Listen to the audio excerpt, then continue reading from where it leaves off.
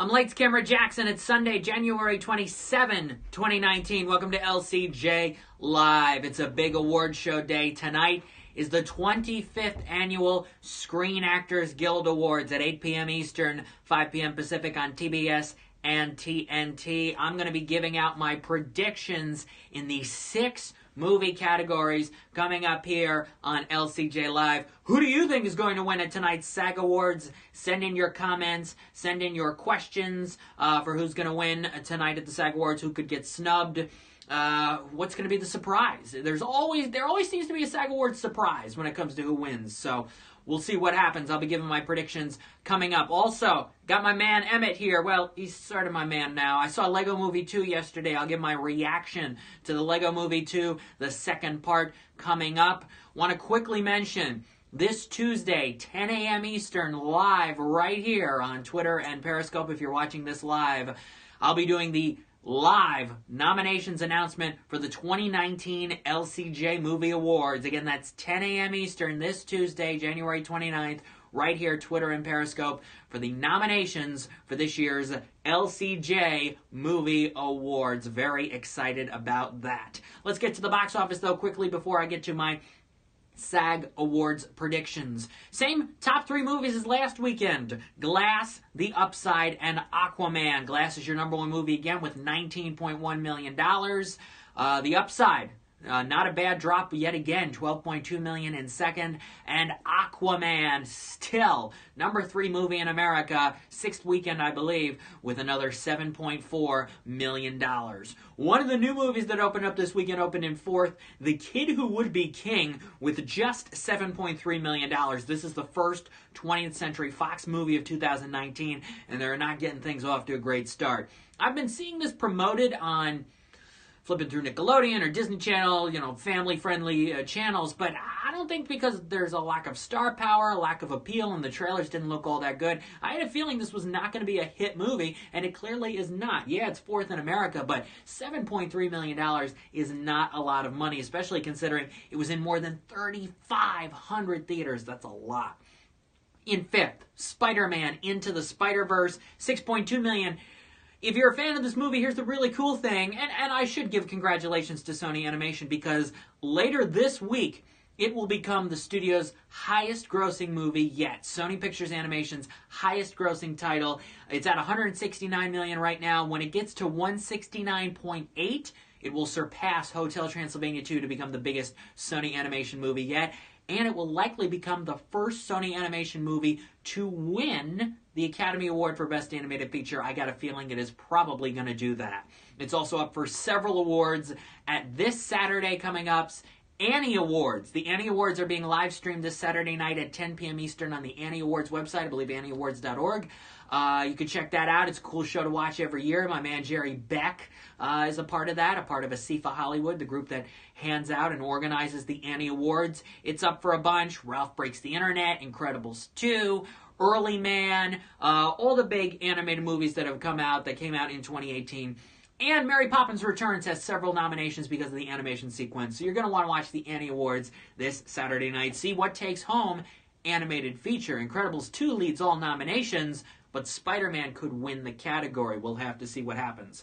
Big Oscar play for Green Book. It is a contender for Best Picture of the Year, and Universal decided, you know what? We're going to expand it to nearly 2,500 theaters, and it came in 6th this weekend with a huge expansion of more than $5 million. In 7th, A Dog's Way Home. Let's talk about the number 8 movie in America. I wish it made more money. I wish more people liked this movie. It is Serenity. Matthew McConaughey, Anne Hathaway's new film, only opened to $4.8 million. It's too bad, because this is a good movie. A lot of people are talking about the twist of this film. Oh my gosh, I never saw this twist coming. It's insane, it's wild. I hate this movie. I like this movie because the twist works. You gotta see the movie, I think, because you'll be blown away by what the twist is, and it'll all make sense of what you saw in the first hour. It's a hard film to explain. As Anne Hathaway said on Jimmy Kimmel recently, Serenity is an easy movie to talk about after you've seen it, but a hard movie to talk about for those who haven't seen it yet. So, not going to spoil things here, but I do recommend you see this movie. I also recommend you listen to my podcast interview with the film's writer-director, Stephen Knight. We don't spoil things in that interview as well, but he explains the methodology behind the twist and the entire movie. So you're going to want to check that out. It's in the podcast section at lights-camera-jackson.com. Stephen Knight's a cool guy. Not only did he do this movie, he did Lock with Tom Hardy. Remember the Tom Hardy movie where he was in a car for 90 minutes? Amazing film. And Stephen Knight co-created the original British version of Who Wants to Be a Millionaire, and he has a great Regis story to talk about all of that. So my interview with Serenity director Stephen Knight is at lights-camera-jackson.com in the podcast section. You're going to want to check that out. Rounding out your box office, Escape Room in 9th, Dragon Ball Super Broly in 10th. Mary Poppins Returns out of the top 10 after just 5 weeks. It's too bad. This movie should have been up for Best Picture of the Year on Tuesday at the Academy Awards. Emily Blunt should have gotten a Best Actress nomination. She is nominated tonight at the SAG Awards for her leading role in Mary Poppins Returns. I don't think she's going to win for that, but I actually think there's a real chance she could win for supporting actress for A Quiet Place. So that's my little tease going into the SAG Awards nominations. Also want to quickly mention A Star is Born got more theaters this weekend, and Bradley Cooper showed up at Lady Gaga's Vegas show last night, and they performed Shallow live. That is quite a way to kick off their Oscar campaigns. So let's move on right now. Before I get to SAG Awards picks, let's talk Lego Movie 2. Saw it yesterday. Warner Brothers decided on Wednesday we're going to do these nationwide advanced screenings of the Lego Movie 2 2 weeks before it opens. It opens up on Thursday, February 7th at 4 p.m. But if you had the chance to see it yesterday at 2 p.m. like me, you got to experience the Lego Movie 2, the second part, a couple weeks early. What I'll say first is there's nothing quite like going to an advanced screening of a movie and hearing lots of kids excited about seeing the movie that they're about to see. I try to sit towards the center, towards the front, stadium seated of the theater as much as I can, and you just hear the noise in the back before the movie is set to begin. And all these kids and all these families are so excited. There's nothing quite like it. Whether it's a free screening of a movie on a Saturday morning at 10 a.m. for families, or one where you had to pay a few dollars and see it a couple weeks early and it's in the afternoon. No matter what, it's great to hear and to see kids get excited about going to the movies. Not just watching things on their iPhone or their iPad or watching things at home, but genuinely excited about the experience of going to the movies, being with their family and friends, getting the food, excited to see the movie that's on the screen. So it was a packed house yesterday when I saw Lego Movie 2. Tons of families. Regal had a $5 ticket deal for everybody as well. Everybody was in a good mood. So, here's what I'll say about Lego Movie 2. My full review is going up in a couple of hours. If you love the original Lego movie from 2014, and you know what happens at the end of the first Lego movie, that element is exploited here in the Lego Movie 2. I'll start with that. The genuine nature of it, the sincerity, the self-aware humor that worked so well the first time, now 5 years later, fourth Lego movie in, feels tiresome. This movie doesn't feel special much at all. About 1 out of every 10 jokes lands, but there's a ton of stuff thrown at you. There's a ton of music thrown at you, humor. It is nonstop. It is over the top. It is overkill in almost every department. And I found myself laughing a lot less than I wanted to. Yes, it's a visual splendor and they amp up some of the animation elements, but this is a very commercialized, conventional Lego movie. And even looking at the Lego Batman movie and the Lego Ninjago movie, which Ninjago was just alright, but it is slightly better than this, and Lego Batman movie, which was a great Batman story that just happened to be in the Lego world, they took the concept seriously, and they still made something that felt niche and unique. This does not. Lego Movie 2 does not at all. Kids will be awed by it all, but it is not as sincere, it is not as fun, and they take some of the concepts and some of the methodology and twist things up, and you're actually genuinely confused about some of the motives behind the storytelling of the Lego Movie 2, the second part. So overall, I'm disappointed by it. I'll get my full review coming up in just a little bit at lights-camera-jackson.com and all over social media for the Lego Movie 2, the second part. For me, it does not get the animation year off to a great start, but this Saturday coming up, I'm going to be seeing How to Train Your Dragon: The Hidden World, because there's nationwide sneak previews of that as well. So maybe we'll be a bit of a bounce back for the epic conclusion to the How to Train Your Dragon trilogy.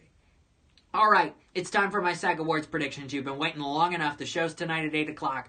Let's start with Stunt Ensemble, because here's the thing. I wish the SAG Awards would put the Stunt Ensemble categories into the show. It's just 2 more categories. What's the harm? But they don't.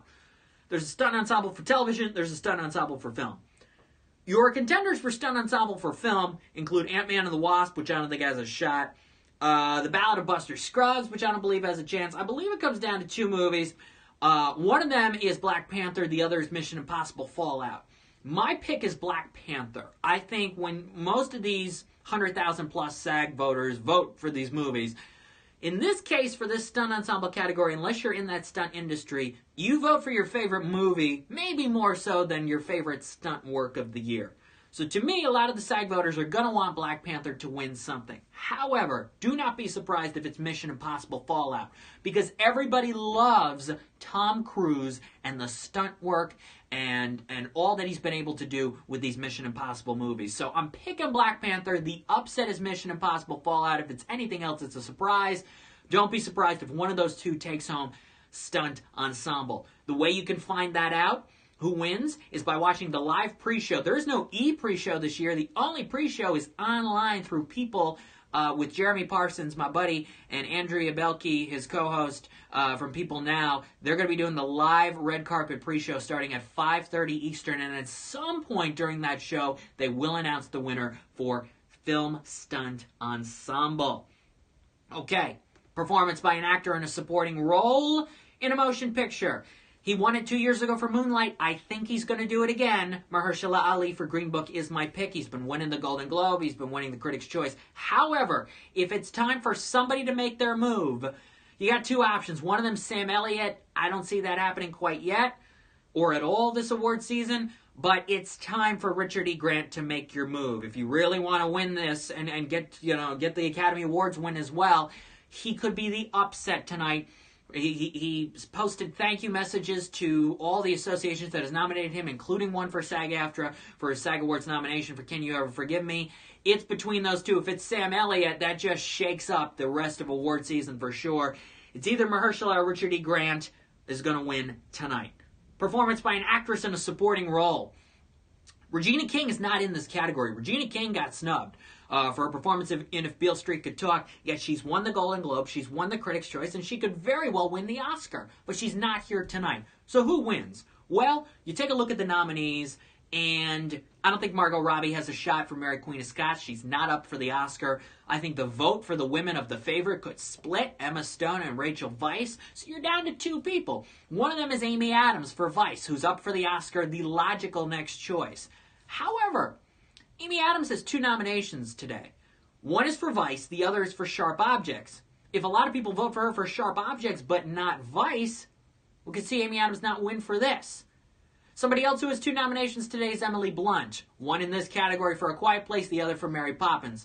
Her win for Mary Poppins is such a long shot, but her win here for A Quiet Place is not impossible. She did get snubbed by the Academy for A Quiet Place as well. If the Amy Adams vote goes an interesting way, the favorite women split, and not enough people saw Mary Queen of Scots, everybody saw A Quiet Place. SAG clearly loves her this year because she got 2 nominations. I'm picking Amy Adams because she seems like the logical choice to go on the path to the Oscar, but don't be surprised if it's Emily Blunt for A Quiet Place, which will make things a whole lot exciting for her and a fun moment tonight at the SAG Awards. Performance by an actor in a leading role. It could easily go to Christian Bale, but I don't think it's going to happen. It's not going to go to Viggo for Green Book. And it's not going to go to John David Washington for BlacKkKlansman, who did not get an Oscar nomination on Tuesday. You're down to 2 people. My pick is Rami Malek for Bohemian Rhapsody. The film is up for acting ensemble. People love this movie, love this performance from him. But do not be surprised if it's Bradley Cooper. Bradley Cooper got snubbed the other day for the directing category. That could give him some last-minute votes. People could vote for the SAG Awards until just this Friday at 3 p.m. Eastern. People had time to still vote for the SAG Awards. Bradley Cooper could change things up when it comes to the Best Actor race, though my pick is Rami Malek. Has any actor won Supporting Actor 2 out of 3 years before? Jason Robards won 2 in a row, says at Popcorn Picks. It's rare. It's rare for somebody to win this close to each other. I think the next closest, Christoph Waltz, Inglourious Bastards, and then Django Unchained for the Academy Awards. Inglourious Bastards would have been a 2010 win, and then Django was a 2013 win supporting actor. So that's pretty close. We're looking at even closer here for these Mahershala victories that we'll have to see. Okay, performance by an actress in a leading role. It's not going to be Emily Blunt for Mary Poppins. If it is, it's quite a moment. I don't think it's going to happen. Melissa McCarthy, I don't see happening. Richard E. Grant has a better chance out of the two for Can You Ever Forgive Me? Olivia Colman would be a surprise, but I don't see that happening this time. She could win the BAFTA, British movie. It's going to be Gaga or Glenn Close. My pick is Glenn Close. She feels like the one, she's due for a SAG win, acting so long, older voters, all of that.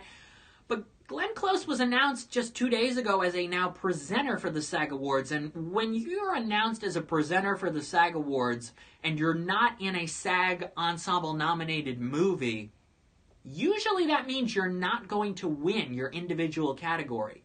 Which leads me to believe that Gaga could actually pull out a win here. I'm going to go with Glenn Close, but again, don't be surprised if it's Lady Gaga up there winning Best Actress for A Star Is Born. And finally, for these SAG Awards predictions, it's acting ensemble. Crazy Rich Asians has no shot. Black Klansman would be a stunner. I don't think Black Panther's going to do it. The Favorite isn't even nominated. Green Book isn't nominated. Roma isn't nominated, and yet they're all legitimate Oscar contenders. You're down to 2 movies. The upset victory here, though not a huge surprise at this point, is Bohemian Rhapsody. But something tells me that leading with 4 nominations, the logical choice, the best choice, A Star Is Born. I believe A Star Is Born will win acting ensemble, especially if Bradley Cooper doesn't win, Gaga doesn't win, Sam Elliott doesn't win. They're going to want to give A Star Is Born something. It cannot go over 4 tonight. A Star Is Born has to win somehow. If it doesn't, that's more negativity towards that movie heading into Oscar night, which that film does not need right now. It needs more momentum. So I'm going to say A Star Is Born wins acting ensemble. So once again, my picks for the 6 categories are acting ensemble, A Star Is Born, stunt ensemble, Black Panther, Rami Malek for lead actor, Glenn Close for lead actress, Mahershala Ali for supporting actor, and Amy Adams for supporting actress tonight at the Screen Actors Guild Awards. But hey, if there are some surprises, if there are some upsets, hey, I'm good with that. We like SAG surprises. They shake things up for the rest of awards season. I'm going to be interviewing the producer of Incredibles 2 tomorrow. Her name is Nicole Grindle. I'll have that Animation Scoop piece up later this week, animationscoop.com. The link will also be up at lights-camera-jackson.com. Let's see, Miss Bala opens up on Thursday night. I'm going to be seeing that, and then I'm going to be seeing How to Train Your Dragon, The Hidden World on Saturday. Once again, a big movie week ahead, and next Sunday is the Super Bowl. Wow, and this Saturday night is the Annie Awards, so we're right into it. But you got to look out. About an hour and a half from now, I'll have my review up for the Lego Movie 2, the second part, all over social media. And be sure to watch this Tuesday, 10 a.m. Eastern, live, if you're watching this live right here, Twitter and Periscope at LCJ Reviews, for the 2019 LCJ Movie Awards nominations announcement. It's going to be a whole lot of fun.